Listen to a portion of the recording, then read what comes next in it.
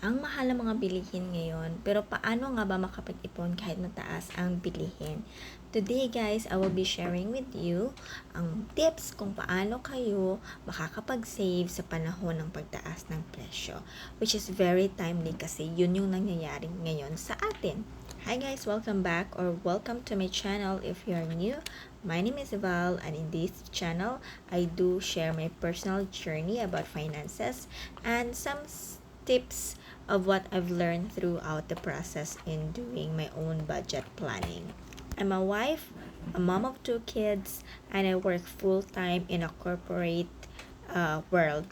I also have a side business, and with this channel guys, I really wanted to achieve my financial goals. That's why I call it Financial Journey by Val, because I share personally my journey here. So in this video guys, I wanted to share with you the importance of saving money even if matataas na yung mga prices ng mga bilihin ngayon.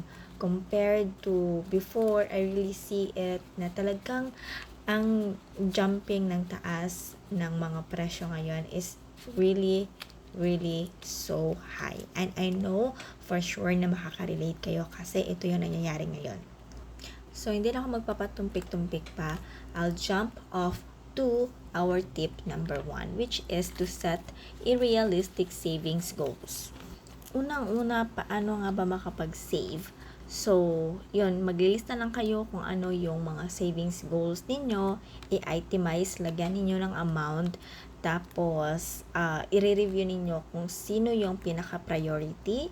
Unang-una, yung pangalawa, kung realistic bang amount niya nakukuha ninyo sa income ninyo na makakapag-save kayo sa ganitong amount. And more of that will be shared on the next videos, which I will be sharing with you guys specific savings goals of mine and how I will be achieving them. So kung interesado kayo sa ganyang klaseng topic, go ahead and subscribe now to my channel para by the next video that I will be uploading about how I will be setting my realistic savings goals, you will get notified.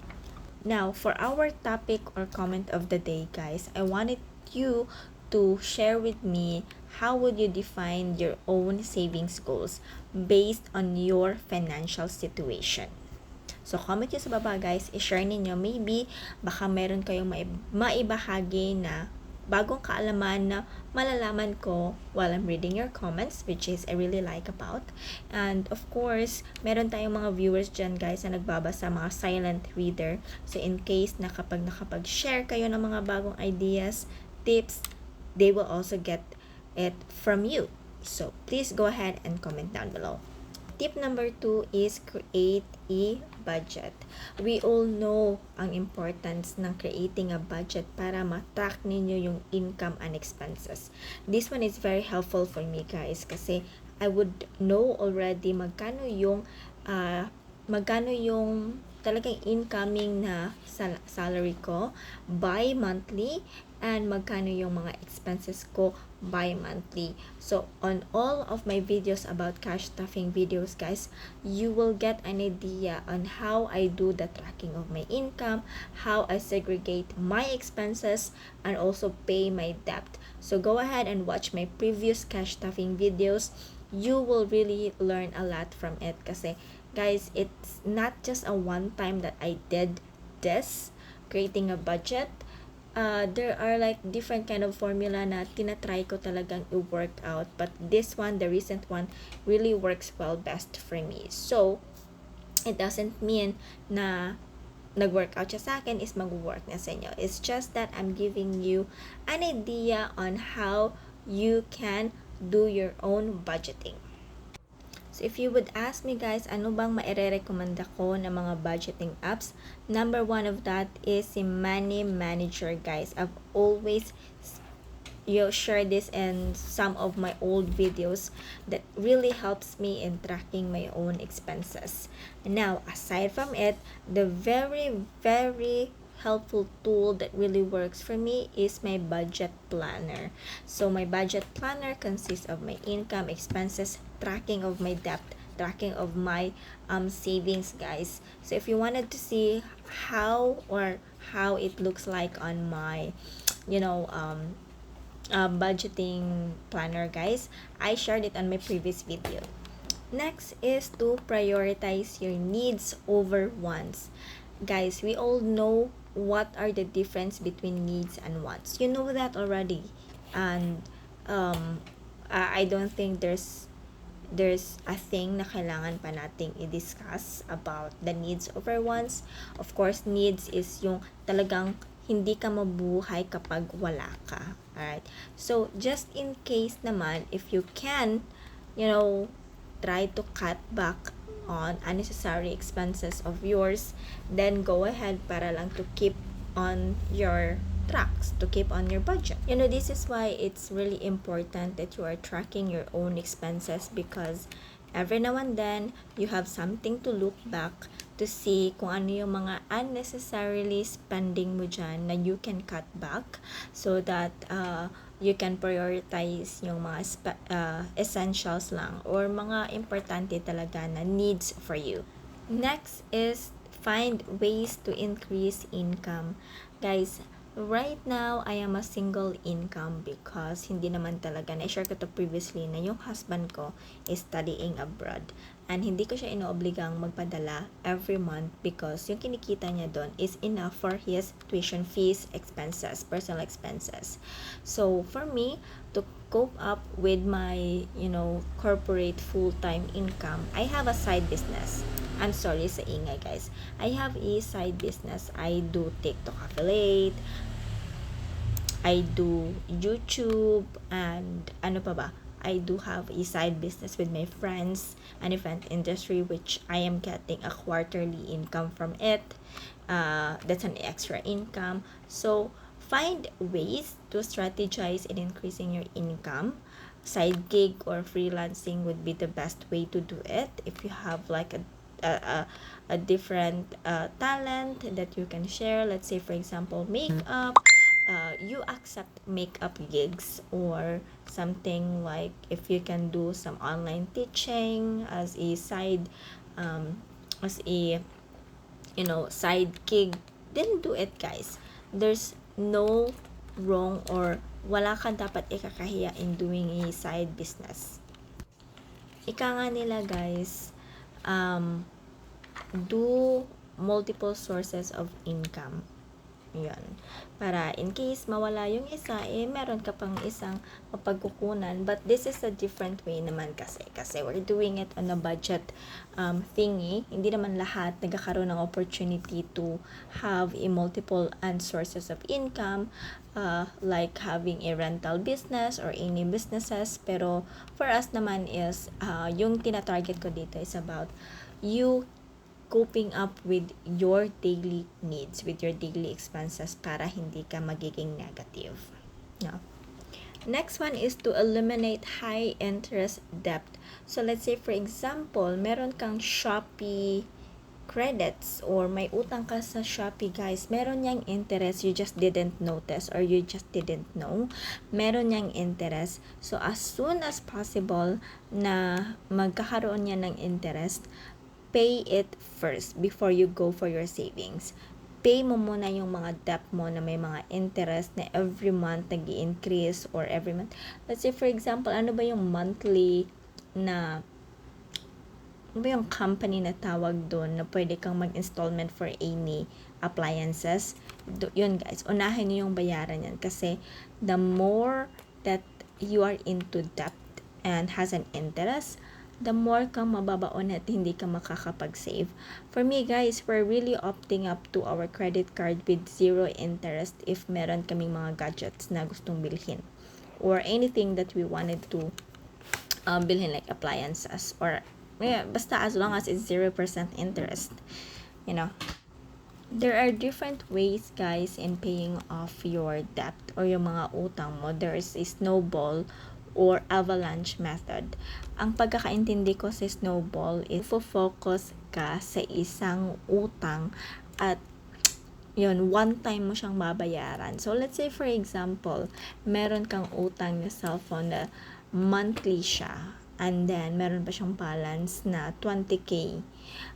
Tapos dumating yung 13-month pay mo, which is worth 20k, pero gusto mo talagang i-pay off yung cellphone na yun.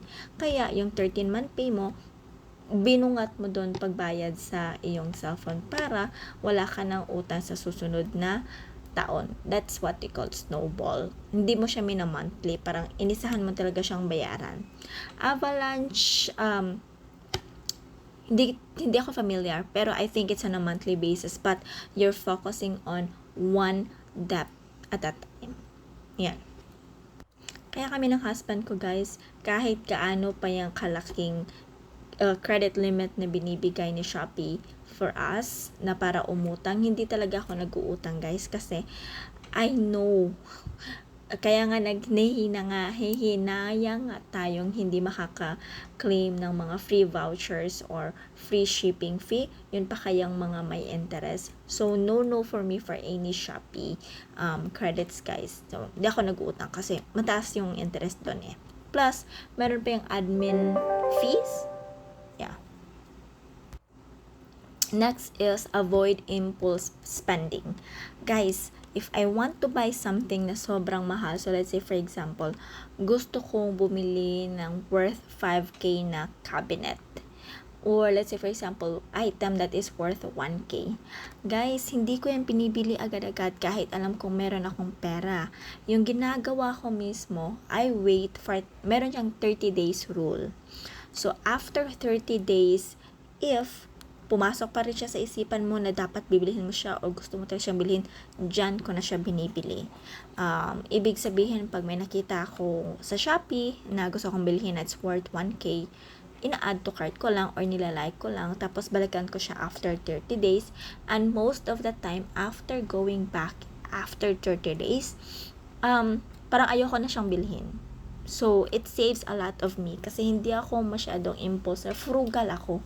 Talagang hindi ako madani sa mga mabilisang bilihan. Ayan. Last one, guys, is to stay informed and to adapt the changes, guys. Being informed, like always watch financial videos, more on learnings on how to be financially free, market trends, adapt with the changing of financial circumstances, and of course continuously reevaluate your financial strategies. So just like I've mentioned that, guys, coming for 2024, it will be my 3rd year in doing this finances, guys, financial goal or financial budgeting. And every now and then, yung strategy ko nag-change, depends on my income, depends on my expenses, depends on my debt. So every now and then I reevaluate my financial strategies. So it means that what I'm currently doing right now, it is not something that I did 2 years ago. Iba yung strategy ko through 2 years ago. It's just that I keep evolving, I keep informed, I keep learning, growing, and maximizing my resources, guys. That's what's going on here. So for me, as I mentioned, you have to, continuously evaluate yourself, evaluate your financial. It really helps. Yeah. So with all the tips that I mentioned above, guys, take action and start implementing this. It means that being or doing, starting, and being consistent is the key here. It doesn't mean na nakita mo tong video na to, you're not doing the action. Or nakita mo video na to, you're doing the action at first, but you are not being consistent, meaning it will not going to work. So as I mentioned always, guys, consistency is the key. Gaano man ka-small yung steps mo, it's gonna go there kung saan ka papunta. It's just that hindi po pa nakikita yung results. It will take longer. It might take longer. Just like I told you, it's been my 3 years doing this and I'm still on the learning process. So just like you guys, just be consistent. Just do baby steps and you will get to wherever you want to be. Saving money is possible, guys, even if in a challenging economic times. So know where kahit gaano pa kahirap yan, yung pagsisave is posible talaga as long as you take actions, as long as you do what's, what has been told you to do. So increase your income, evaluate all the tips I mentioned here, just do them. You'd be able to get there. So again, thank you so much for watching me in this video. I want you to please subscribe to my channel, like this video, because it helps to boost my videos, guys, to reach more people like you who are into financial goals. And don't forget to comment down below if you have any videos you want me to create, and if you have family members that you think na makakatulong ang video natin, please go ahead and share it with them.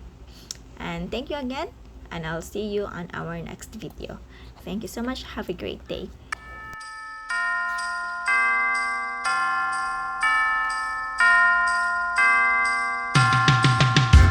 It's cold outside and everyone's happy. This is that magic time of the year.